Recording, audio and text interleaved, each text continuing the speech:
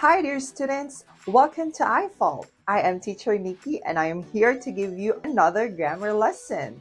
So for today's video, we will be talking about a new tense of verb that will help us enhance and make our sentences perfect when we are communicating in English. So let's go ahead and talk about the present perfect tense. Let's go. The present perfect tense is actually one of the most common tenses that is used in the English language. However, many students are still confused on how to make and use this tense. So for today's video, we will be having a comprehensive and complete discussion on how we form and use the present perfect tense. So let's go ahead and start with the forms. To fully understand how to form the sentence in the present perfect simple tense, let's take a look at these examples. Tom has lost his keys. Tom has lost his keys. They have lost their keys. They have lost their keys.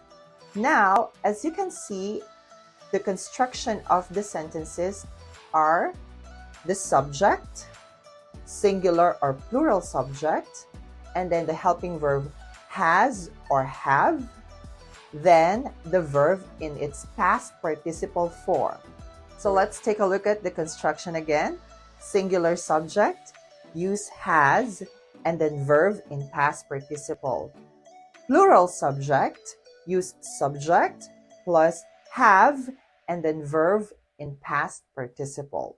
Now, since we are talking about verbs in past participle, we have to understand what actually is a past participle form of the verb. So let's take a look at some of these examples here.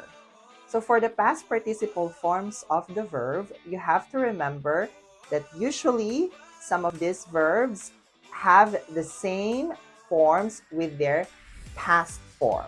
Okay, so for regular verbs, so you just add D or ED, and that is similar to the past participle form. Now, okay, there are also some irregular verbs that change their spelling, and their past form and past participle forms are actually different. So I have listed here some of those verbs. These are your regular verbs with the same past form and past participle form. Now, these are some of your verbs having different forms for the past and the past participle form, which we call our irregular verbs. I have listed them here. Okay, so there is no actual rule in identifying what could be the past form or past participle form of your verbs. This is something that you have to remember, you have to research, and you have to master. Okay? So let's go ahead on the usages. So one of the common usages of the present perfect simple tense is actually talking about a past action without mentioning its specific time in the past, which means you don't actually know when the action happened, or it's not important to mention when it happened. Like, for example, I have traveled to Japan. I have visited my grandma. I have eaten Italian food. So all of this are actually finished actions, but we don't focus when they happened. So this is one of the most common usages of the present perfect simple tense. Now, it's time for you to give your own example. So the second usage of the present perfect tense is when we talk about a past action with a present result. So which means we are connecting the past and the present. Let's take a look at some examples here. Tom has lost his keys. Now, in the past, Tom lost his keys. Now, up until the present or this time, he doesn't have them. So, past action with present connection. Another one, they have gone out. So, which means they went out, and up until this time, they are still outside or they have not come back home yet. So now let's go ahead and talk about the third usage of the present perfect simple tense. Now, when we are talking about life experiences or things that we have experienced in the past, now we can use the present perfect simple tense. Like, for example, I have been to Paris. I have tried Italian food. I have done bungee jumping. So all of this talk about experiences, which also means we want to focus on the actions done in the past, but we don't actually want to focus on the time when they happened or when you did them. Okay? So now to summarize all the usages that we have discussed a while ago, number one, when we are talking about any finished actions with no specific time, so which means all of them were done in the past, but we don't actually want to focus on the time. The second one is when we want to connect a past action with present results, okay? So again, if there is a past action with present result. And the third common usage is when we are talking about life experiences. So it's almost similar with the first usage. However, we just don't want to focus on the time, but with the action that we experience in our life. Okay? So now let's talk about the two other forms of the present perfect simple tense. Let's talk about the negative form. So it's just very easy.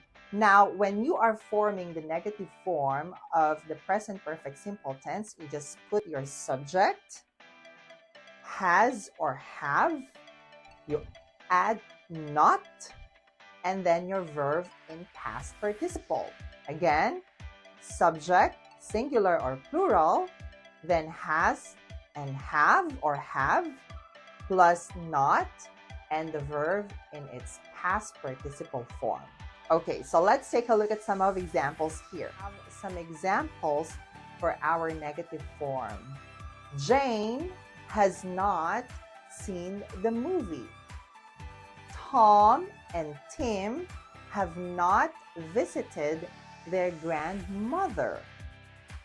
They have not talked to their classmates.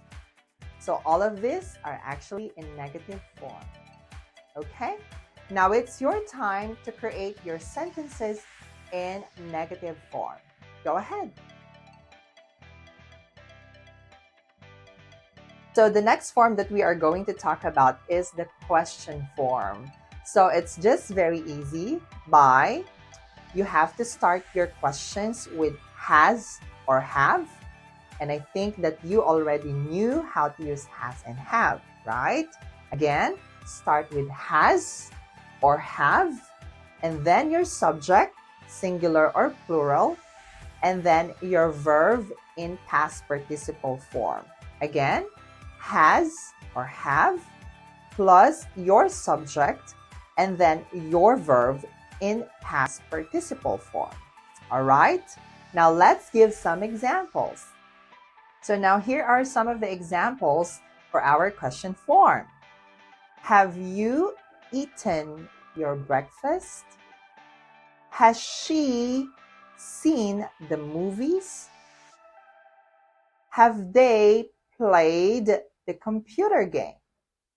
So these are just some of the examples for our question form. Now it's your turn to make your questions in the present perfect simple tense. All right? So just like what I told you, the present perfect simple tense is one of the common tenses we use in the English language. However, it's still very confusing for a lot of students So that's why we have to improve and master sentence construction, and we have to always think on how or when we are going to use this tense of verb, okay? So for you to learn more about this grammar topic, I would like to encourage you to apply and subscribe to our classes here in I-Fal. So just visit our website that I will be flashing on our next slide, okay? So thank you so much for listening to me today. I hope that you have learned something from this lesson. So till then, see you next time and enjoy studying English. Bye!